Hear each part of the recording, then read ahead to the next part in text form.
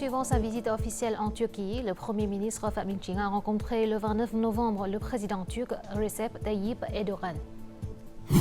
2 ans après la COP26, le Vietnam a fait de nombreux efforts, démontrant une forte détermination à atteindre son objectif de zéro émission nette d'ici à 2050.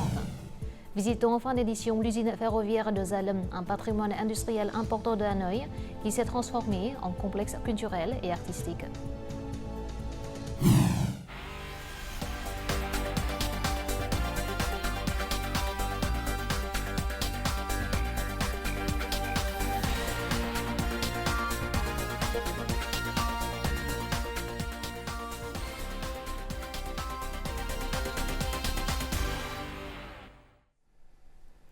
Mesdames, Messieurs, bonjour, bienvenue au journal francophone. En déplacement dans la préfecture japonaise de Fukuoka, le 29 novembre, le président vietnamien Võ Văn Thưởng a rencontré le gouverneur de Fukuoka et les responsables de certaines localités de la région de Kyushu. Le chef de l'État vietnamien a sollicité leur soutien pour renforcer la coopération entre les localités de Kyushu et celles du Vietnam, en mettant particulièrement l'accent sur les provinces de Vĩnh Long et Bình Thuận, ainsi que sur la ville de Cần Thơ. Il a également suggéré d'encourager les entreprises de Kyushu à investir au Vietnam, notamment dans les secteurs de la fabrication, de l'agriculture de haute technologie et du traitement des eaux usées. Le gouverneur de Fukuoka, Hattori Setaro, ainsi que les responsables de certaines localités de la région de Kyushu ont exprimé leur volonté d'intensifier la coopération avec les localités vietnamiennes et de recevoir davantage de travailleurs vietnamiens qualifiés. Le même jour, le président Võ Văn Thưởng a rencontré le personnel du consulat général vietnamien dans la préfecture de Fukuoka et des représentants de la communauté vietnamienne de la région de Kyushu.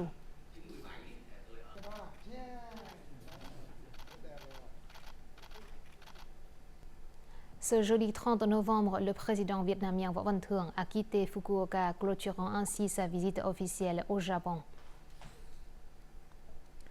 Poursuivant sa visite officielle en Turquie, le Premier ministre Fatih Birol a rencontré mercredi après-midi à Ankara le président turc Recep Tayyip Erdogan. Le président Erdogan a hautement apprécié la visite du Premier ministre vietnamien et a exprimé sa gratitude pour l'aide du Vietnam après le tremblement de terre majeur de février. Fatih Birol a quant à lui félicité la Turquie pour ses réalisations et a demandé une expansion du marché turc pour les importations vietnamiennes. Le dirigeant vietnamien s'est également déclaré ouvert aux investissements turcs, notamment dans les domaines tels que l'hydrogène, les infrastructures et la logistique. Les deux dirigeants ont convenu de promouvoir la coopération entre les partis politiques, les gouvernements et les assemblées nationales de leurs pays respectifs.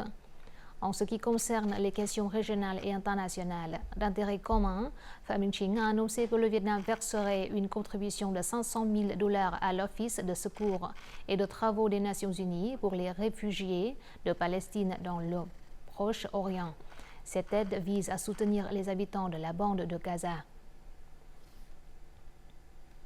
Le Premier ministre Fatih Birol a participé ce jeudi à Ankara au Forum des affaires Turquie-Vietnam. Prenant la parole lors de cet événement, le chef du gouvernement vietnamien a déclaré que le Vietnam se concentre sur le développement de l'économie numérique, de l'économie séculaire, de l'économie du savoir, de l'économie du partage et de la transformation verte.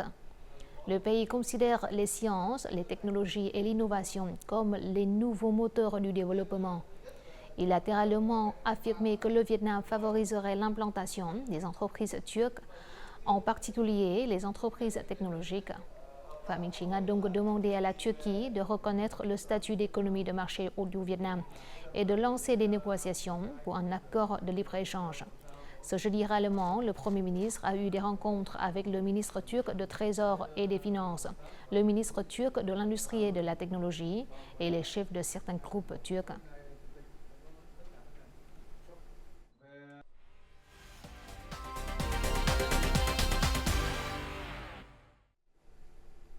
Passons tout de suite à d'autres informations de l'actualité. Selon le ministère du Plan et de l'Investissement, le Vietnam a enregistré plus de 14 000 nouvelles entreprises enregistrées en novembre, soit une augmentation de 19,5% par rapport à la même période de l'an dernier. La majorité de ces nouvelles entreprises se situent dans le secteur des services, suivi par le secteur de l'industrie et de la construction, ainsi que par le secteur de l'agriculture, de la foresterie et de la pêche. De plus, il y a eu une augmentation de 4,7% du nombre d'entreprises qui ont repris leur activité par rapport à la même période de l'an dernier. Cela démontre une réponse positive du secteur des affaires aux efforts de reprise économique des derniers mois, ainsi que des perspectives favorables pour l'année à venir. Le programme de crédit de 40 000 milliards de dong qui bénéficie d'un taux d'intérêt préférentiel de 2% a connu un succès limité, avec seulement environ 2,3% décaissés. Soit les entreprises ne répondent pas aux critères d'emprunt, soit, si elles sont éligibles, elles choisissent de ne pas emprunter. Il est donc nécessaire de revoir et de modifier la stratégie de mise en œuvre de ce programme de soutien. Il est difficile d'identifier les entreprises ayant un potentiel de redressement pour être éligibles au prêt. Certaines entreprises, même si elles sont capables de rembourser leurs dettes, peinent à confirmer leur potentiel de reprise, en particulier dans le contexte de ralentissement économique mondial et de fortes baisses des commandes au cours de l'année écoulée. Certaines entreprises ont été confrontées à 2 années difficiles liées aux défis liés à la Covid. Désormais, elles doivent non seulement prouver qu'elles n'ont pas de créances irrécouvrables, mais également démontrer leur capacité à se rétablir. C'est vraiment difficile pour elles. La difficulté d'identifier les bénéficiaires éligibles a empêché les banques de décaisser les fonds, entraînant un retard dans la mise en œuvre de ce programme de soutien. De plus, le paysage économique et social a changé depuis l'introduction de ce paquet de soutien. Les fluctuations récentes des taux d'intérêt ont affecté cette politique. Des taux élevés rendent le soutien moins significatif, et avec des taux désormais très bas, cela est considéré comme inutile, sans parler des procédures complexes impliquées. Plusieurs experts recommandent de rediriger rapidement les ressources de ce paquet de soutien pour mieux répondre aux raisons identifiées. Cela permettrait un déploiement rapide et plus ciblé, adapté aux besoins immédiats des entreprises. Nous pouvons utiliser ce paquet pour remédier aux exonérations d'impôts et de droits de location de terrain en 2024. Nous devrions envisager de créer un fonds de garantie unifié géré par le gouvernement pour les petites et moyennes entreprises du pays. La Banque d'État a informé les agences compétentes des résultats de la mise en œuvre du programme. Cela aidera à formuler des propositions visant à transférer le capital inutilisé vers d'autres formes ou politiques de soutien plus réalisables.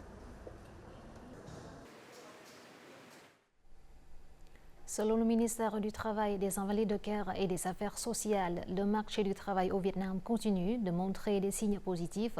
Le nombre de personnes travaillant ne cesse de croître, atteignant près de 52 millions de personnes au début du 4e trimestre.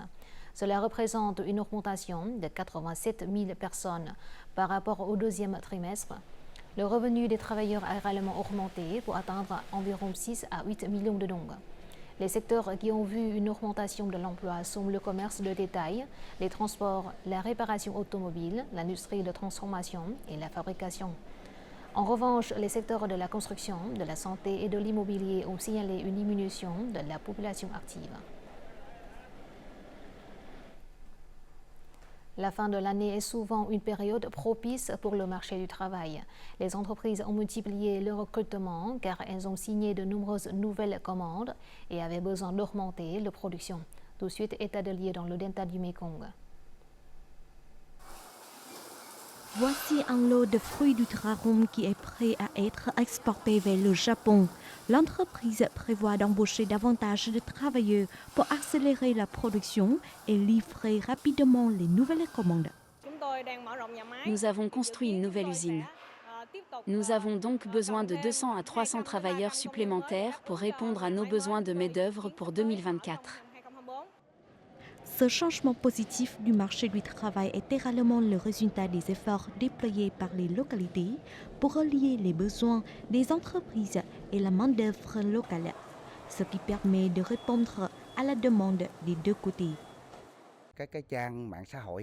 Les informations sur le recrutement des entreprises sont disponibles sur de nombreux sites internet et régulièrement distribuées dans les zones franches d'exportation pour présenter des offres d'emploi aux travailleurs. Nous mettons à jour les besoins en recrutement chaque semaine et les publions sur le portail internet de la province.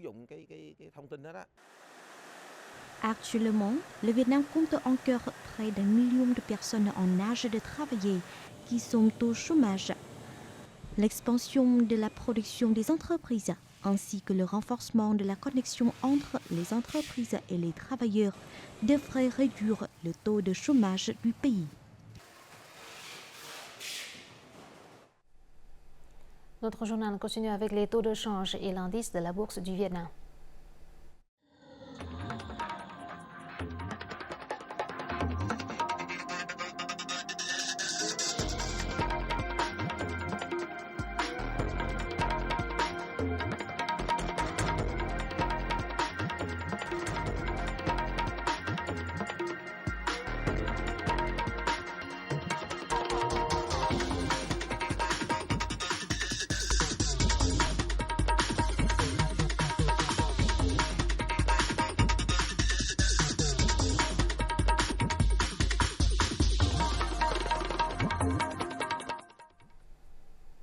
Ce jeudi, la 28e conférence de l'ONU pour le climat s'est ouverte à Dubaï, aux Émirats arabes unis. 2 ans après avoir fixé son objectif de zéro émission nette d'ici à 2050, le Vietnam a fait de nombreux progrès, démontrant une forte détermination à réduire ses émissions de gaz à effet de serre, ainsi qu'à atteindre les objectifs de l'accord de Paris sur le changement climatique. 2 ans après la COP26, le Vietnam dispose déjà de zones de culture à faibles émissions. Chaque kilogramme de fruits du dragon n'émet que 0,1 kg de CO2, soit près de 10 fois moins qu'avant. Ces informations sont désormais transparentes grâce au timbre de traçabilité. En appliquant la numérisation des données dans la culture, les producteurs vietnamiens de fruits du dragon ont contribué à la réduction des émissions de CO2. Grâce à l'application des nouvelles technologies, nous sommes capables de calculer et retracer la quantité de carbone émise pendant le processus agricole. De nombreuses politiques et programmes d'action visant à réduire les émissions de gaz à effet de serre ont été élaborés. Le plan énergétique 8 et le plan directeur national de développement énergétique ont été complétés.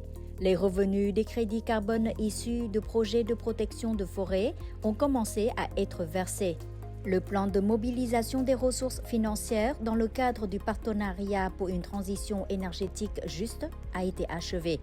Au cours des 2 dernières années, le Vietnam a progressivement concrétisé ses engagements lors de la COP26.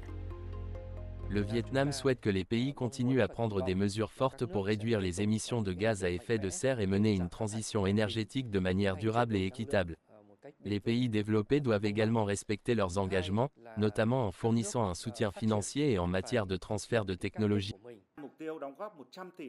L'objectif de contribuer à hauteur de 100 milliards de dollars par an aux objectifs climatiques doit être réalisé dès cette conférence. Les objectifs financiers pour la période d'ici 2030 doivent également parvenir à un consensus et à l'unité entre les pays. La COP28 est la première conférence où le monde entier évalue la mise en œuvre des engagements des pays. Aucun engagement supplémentaire n'est attendu. Mais la COP28 est chargée par le pays hôte d'élaborer un plan d'action mondial détaillé. Le Festival culturel et gastronomique de Hanoï 2023 devrait avoir lieu le 1er décembre au Parc Thom Nhat.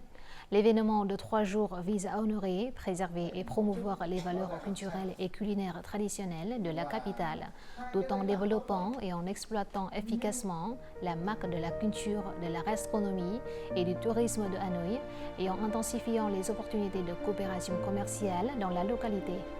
Selon le service municipal de la culture et des sports, les points forts du festival seront un espace de présentation de la cuisine régionale et internationale, une zone présentant les plats des villages artisanaux typiques de Hanoï et d'autres localités.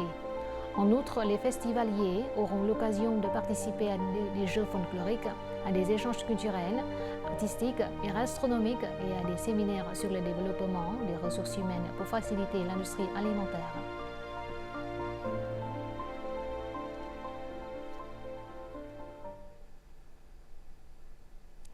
La culture et la cuisine vietnamienne sont de plus en plus populaires parmi les Chinois. Cela est dû non seulement aux activités de promotion de la culture culinaire à grande échelle, mais également aux activités d'échange culturel et touristique entre les deux pays. L'augmentation du commerce, des échanges d'étudiants et des activités touristiques après la pandémie sont des facteurs importants pour promouvoir davantage la cuisine vietnamienne en Chine. Tout de suite, reportage réalisé par notre correspondant de la VTV en Chine.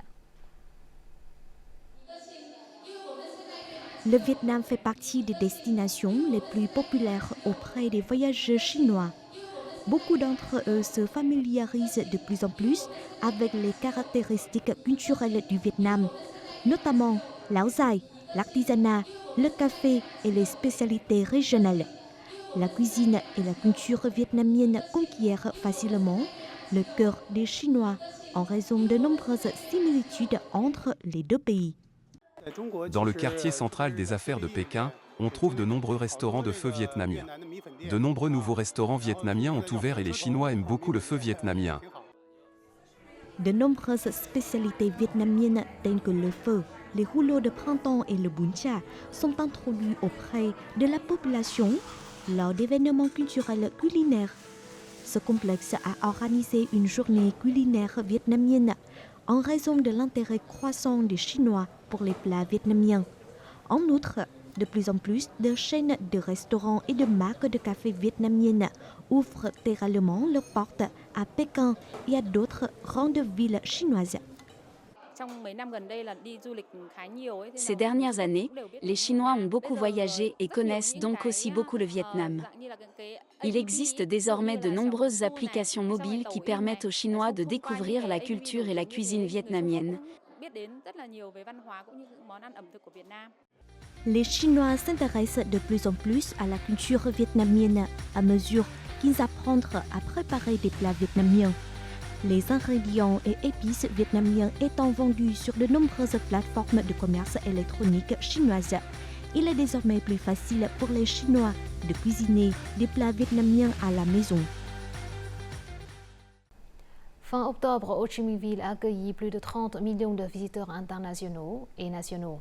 Les revenus des services d'hébergement et de restauration ont atteint près de 90 000 milliards de dong, soit une augmentation de plus de 30% sur la même période. Selon les agences de voyage, Ho Chi Minh Ville possède des atouts culinaires. Cependant, elle doit améliorer ses plats traditionnels et prêter plus d'attention aux critères de sécurité alimentaire.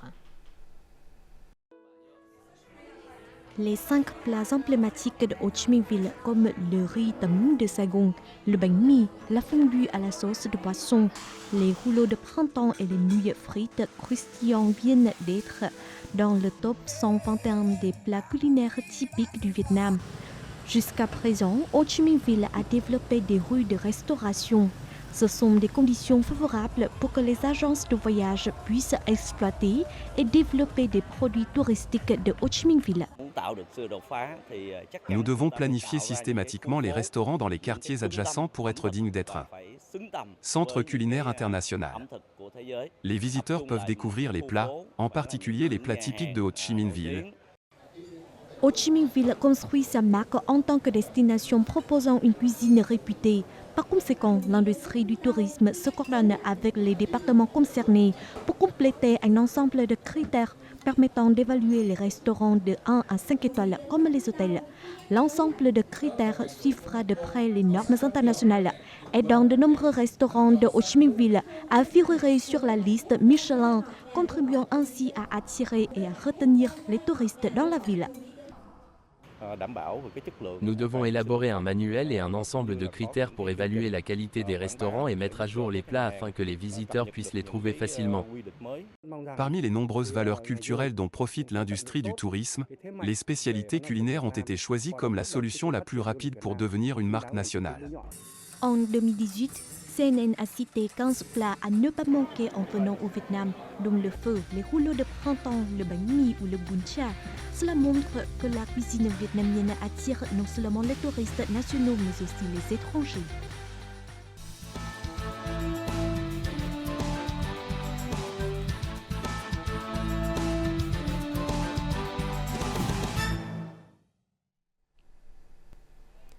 Ces derniers temps, grâce aux activités créatives, le patrimoine industriel s'est transformé en complexe culturel et artistique, offrant de nouvelles expériences.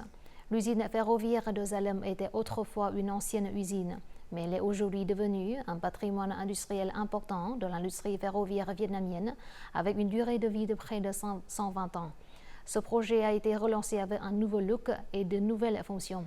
Ce lieu présente un mélange d'exploration, de documents historiques sur les valeurs du patrimoine industriel de la capitale et de l'esprit créatif de la jeune génération dans la conception d'espaces innovants et la création de valeurs culturelles durables.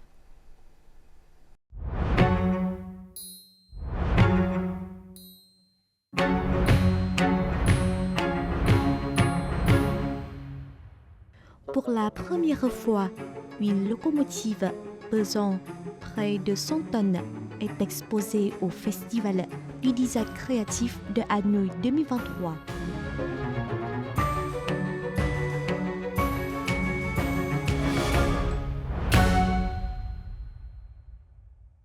En venant ici, d'anciens souvenirs reviennent en moi. Ces artefacts sont des souvenirs historiques extrêmement précieux. Au fil du temps, ils seront modifiés ou détruits. J'habite près de cette usine ferroviaire depuis des décennies, mais je ne suis jamais entrée à l'intérieur. Aujourd'hui, j'ai découvert à quel point elle est grande. De l'excitation à la surprise, puis submergée par le vaste espace. C'est le sentiment commun de ceux qui ont l'occasion de visiter l'usine ferroviaire de Salem pour la première fois. Ici, les visiteurs peuvent à la fois admirer les machines et les équipements et s'immerger dans les œuvres d'art contemporaines. Après des décennies de fonctionnement modéré, ces usines sont devenues des espaces d'exposition uniques. Ce n'est pas facile de construire cette usine. Malgré le passage du temps, ces poudres et charpentes en fer sont toujours en très bon état. Nous devons le rénover et l'entretenir pour en faire des choses utiles. Aujourd'hui, beaucoup de gens sont venus ici et ils ont pris avec enthousiasme des photos de l'espace et des objets. Je pense que cet espace a éveillé leur passion pour l'histoire et l'art. Hanoï en particulier et le Vietnam en général disposent de très peu d'espaces créatifs et artistiques comme celui-ci. Notre pays se développera davantage grâce à l'art et les jeunes auront l'opportunité de créer de grandes œuvres.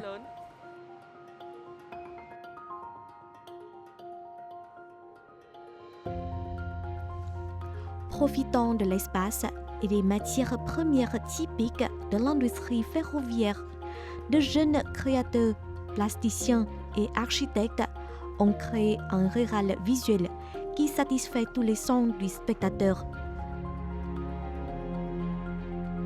L'espace d'exposition, architecture, usine et redessiner le rêve moderne a attiré l'attention du public.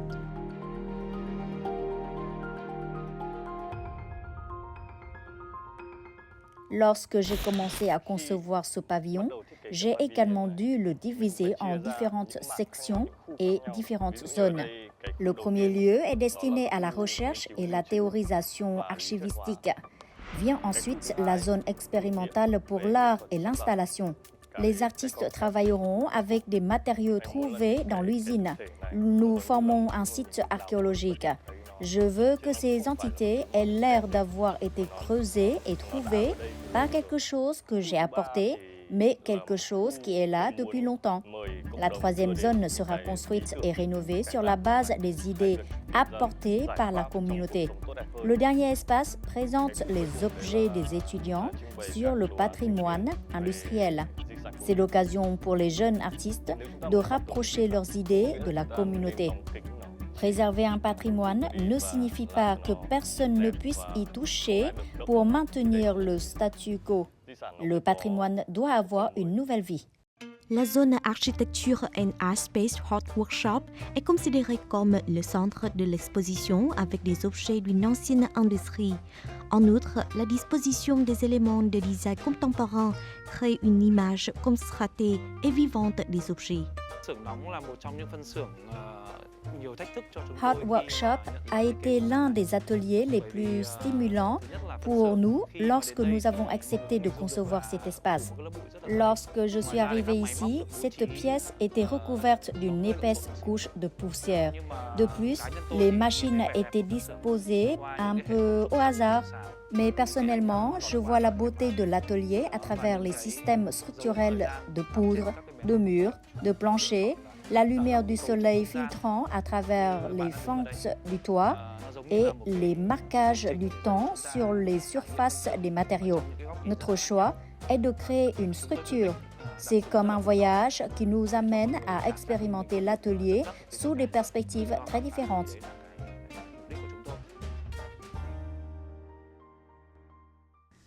Les perspectives et approches des artistes envers l'usine ferroviaire de Salem ont montré leur désir de préserver les valeurs spirituelles laissées par les générations précédentes et leurs efforts pour transformer cet espace en une maison de mémoire.